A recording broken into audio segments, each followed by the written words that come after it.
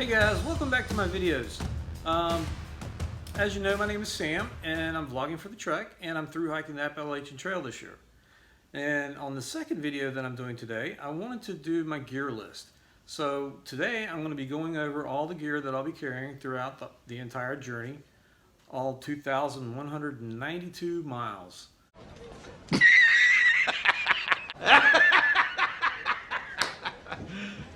You serious? Yeah, I'm pretty serious that I'm going to be doing that. The gear weight, or my backpack weight right now, the base weight, is 15 pounds. And I know what you're thinking. Sam, what are you thinking? Why so heavy? Well, I'm not an ultralight hiker, and I'm not wanting to carry too much weight. So what I'm doing is I'm looking for a happy medium, and I'm hoping to have a light pack but still have some comfort. And the gear that I'm going to go over is gear that I've already used. I used it for a whole month last year in the month of April, and the year before that I did the same as I hiked various parts of Georgia and Tennessee, North Carolina, and into Virginia. But this year is pretty much what I'm going to be carrying, and I do know that as I hike and as I go through the whole trail that there is some gear that I'll probably replace and some gear that I'll probably lighten up and won't need. And also I want to let you know, if you've seen my previous video, you know that I'm not an expert. I'm not an expert by any means.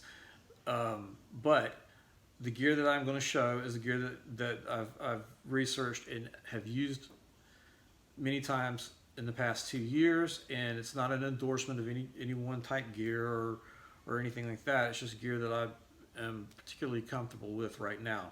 And like I said, as I hike, as I go through the trail, I'm sure that some of that gear I'll probably change out.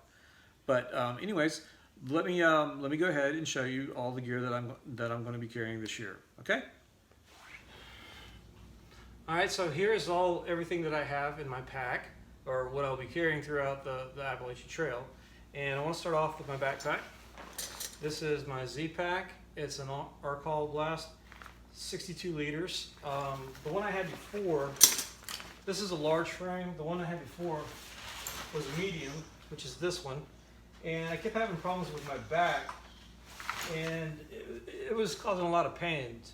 And I met a young lady that was hiking last year, same time I was, and she had the same sort of pack, and she also was having problems with her back. So this year I thought about changing out my pack and going for something different. So I went to REI, and what happened was they measured me, and I learned that I had actually ordered stupidly. As I said in my previous video, I'm very clumsy. Well, I ordered a medium-sized pack, and it turns out I actually needed a large one. So when I got this one and started hiking with it, filling my gear up and working out with it, lo and behold, no more pain in my back. So this is what I'm going with. I like this Z-Pack because it's the Dyneema is water resistant, and in the downpours that I've been in, I've never had a problem with moisture or anything else. So, and it's comfortable, it's lightweight, and that's what I'm going to go with. And hopefully it'll last through the entire trail.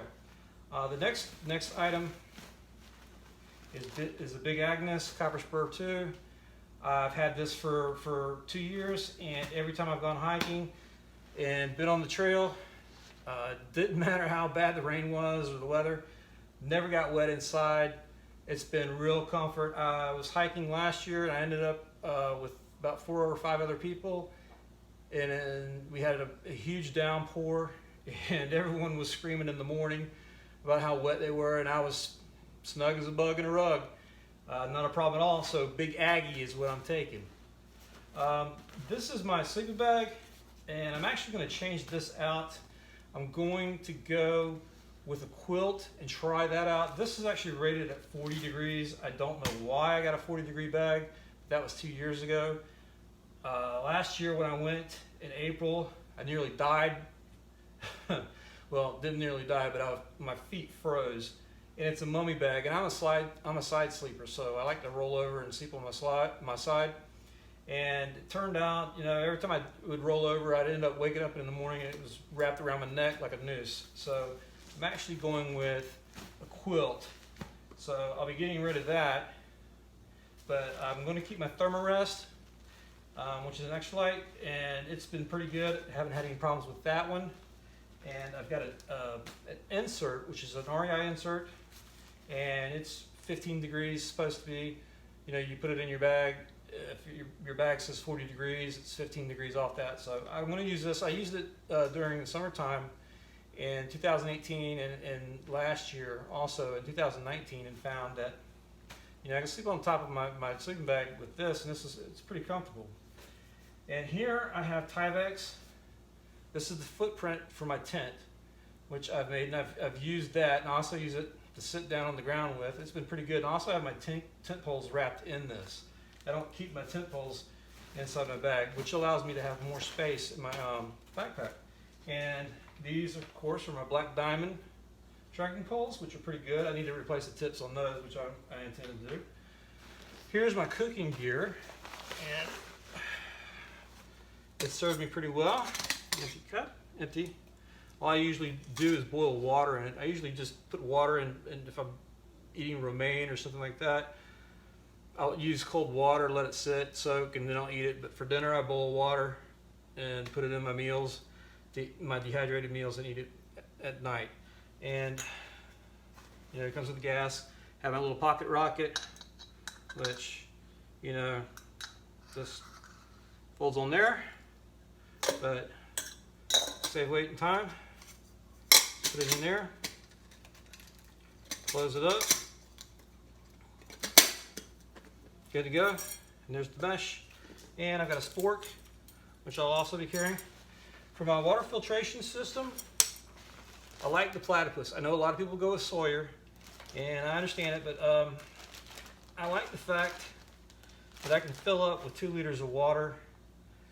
Yeah, it takes some time to as a gravity system to go through, but having 2 liters of water, I usually fill up, you know, 4 water bottles, and I go through a lot of water when I'm hiking. Being from Florida, being older, you tend to drink a lot more water, and I tend to run out of water.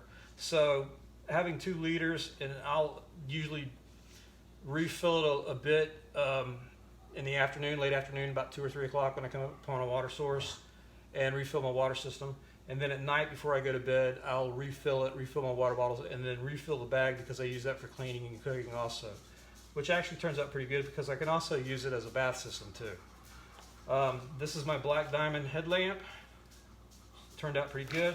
And as I have said, I am fairly clumsy. I have gut hooks on my phone, but being from the Boy Scouts when I was younger, and also being in the Marine Corps and going through survival school, I learned to have redundant systems, especially for navigation and survival. So not only do I have gut hooks on my phone, but I also carry a compass with me. And I carry 2 lighters and some batteries. Got duct tape in there also. But I also have a magnesium fire stick, which I've actually tested out, even in the heavy downpour, even in the rain. It lights pretty good. The one thing I don't want to do is get in a situation, especially in the Smokies, is where I can't create a heat source in case hypothermia sets in or it gets colder or I get snowed in somewhere. So I've got that backed up. And I'm melatonin challenged, so this is my sunblock. So I have to use a lot of this because I burn really quick. Last year I ended up looking like a burnt French fry. So I used that, and I have my rope. And this is my medical kit, which has basically Advil, antidiuretic medication. I have bug spray, and I also carry a bar of soap. What I haven't heard a lot of people talk about, last year when I was at Amaquola Falls, one thing they were talking about was the Nova virus, and with all the stuff that's going around, I do carry hand sanitizer, but hand sanitizer does not work on the Nova virus, and indeed it doesn't work on a lot of viruses. It's good if you're going to the bathroom, use it, whatever, or just, you know, if you've touched something you're not too sure about, it's fine. But if you really want to avoid getting sick, they have recommended there at the falls and the ranger stations to use soap and to make sure you wash really good. So I will be bringing a bar of soap. I know it adds weight, but I'd rather have the weight than to get sick on the trail. So I'll be carrying that also. Have a little trowel, survival. I also have 2 knives. Not that I'm going to stick anybody or anything like that. I just have a tendency to lose things. So one of them is actually my son's, and his is the good one. It's the Gerber. So if I take that and lose it, I'm going to be in big trouble. So I'm bringing 2 just in case. And to hang my food bag, which I'm actually debating if I'm going to carry a food bag. I've heard a lot of people say that they like the bear bag or the bear canisters better. There's trade-offs on it. I know it has more weight to it, but you can also use it as a bath. You can use it for bath. You know, you can sit on it. It's excellent for your food. You don't have to worry about it getting wet. Or you don't have to worry about mice getting into it. The thing I hate is being at my age and trying to throw a rock over a limb. I remember last year I spent some nights it was like an hour looking for a limb to throw a rock bag over. So right now I'm debating that. So I may change my mind on that. And I have another smell-proof sack that I use. That would probably be my bear bag, or I'd get another one for that. For my gear, I'm using my Ultras Lone Peaks. I like these. They have a steel system in the soles right here, which I found to be really excellent on the trail. The Ultras I used the year before didn't, and the thing about the trail is you're stepping over roots and rocks, especially broken rocks, and sometimes it can really, you can hurt your feet really bad. And I remember one time stepping on one of the rocks and having pain in my feet for at least a week and a half. It's another thing about getting old, is when you get hurt for a while. But anyways, they have steel in them, and it's supposed to protect your feet. So I walked about 100 and some odd miles with those, and they did really well. I had no problems with my feet. I have Dr. Scholl's insoles in them, so like I said, I didn't develop any kind of problems with my feet. So I'm going to stick with that. I'm going to stick with what I know works. For rain gear, I got Frog Togs. I'm actually debating on changing out. I'm not sure. This coat has actually been really good to me. It does protect really well from the rain. It also is an excellent wind barrier jacket. I put that on when it's actually really cold outside and windy, and it works really well. Although the only problem is you do get hot very fast hiking. And then I have my puffy coat here, long sleeve, mid layer, base layer shirt. I'm going to be carrying 2 shirts, ex officio jockey shorts. Well, actually, yeah. Anyways, we're carrying 2 of those. I have pants that are also interchangeable to shorts. 2 Injinjis. I know a lot of people, I've seen on several posts, people don't like Injinji. Some people don't like them, some people do. Some people swear by them. I like them. Like I said, I walked over 100-something miles on the trail with them, and not once did I ever get a blister with them. And since I've been home, I've hiked 8 to 10 miles a day, and I use them still, and I have never developed a blister with those things. They've worked like a charm. And of course, I'll be carrying 2 pairs of the Darn Toughs, and also a pair of woolen socks to sleep in at night, and also a pair of regular boxer shorts or boxer briefs to sleep in at night, and also Nike shorts that I'll probably hike with too. Now, some of you are probably going to laugh about this, but I also got seal skins for my socks. And the thing is I really don't want to hike with wet feet. And they do work really well. And I'd like to keep my feet warm, especially if it's raining or if it's wet. And I don't want to have to deal with wet feet, even though I know I will eventually sometime. I also have a good pair of REI gloves and REI These are my REI gloves, and I also have REI Sealskins gloves, which are supposed to be waterproof as well. So I've got those. I've got my little bean hat, 2 dry sacks, which one will be for my clothes, and the other possibly for food if I stay with a food bag. The other is these bags right here are my Ziploc bags. I have a contractor bag, which I actually lined my Z-Pack, and you're probably saying, why do you have to do that? I just want to be doubly sure in case something happens that nothing gets wet. There's nothing like sleeping on a wet sleeping bag, and I don't want to deal with that or having wet clothes. Also, 3 carabiners right here. And for my electronics, I have my battery charger, all the cables and stuff that are here. And also, I have a Kindle. I just got a Kindle. I like to read, and especially at night, and I have all my books on there. And you're probably saying, well, that's something you're not going to use. Well, I do like to read, so I will be carrying that and see how it goes. I did carry it for a month, and I didn't have any problems.